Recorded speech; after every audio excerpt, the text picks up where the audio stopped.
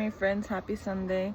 When you have chickens, goats, animals in general, even dogs, of course, you can't take day off from taking care of them, and this gives you the ability to get up and do your work every single day, and that's very, very helpful for your mental health because you get out, you see the sun, and you do something productive every day. Pineapple. So instead of staying in your bed, instead of just relaxing on a Sunday morning and just chilling, you can go outside and get some sun. And that's amazing, right?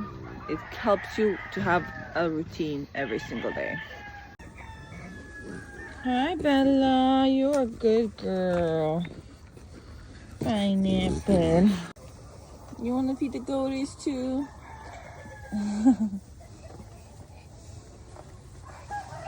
Oh, you're so cute. Pineapple, you don't like the goats either?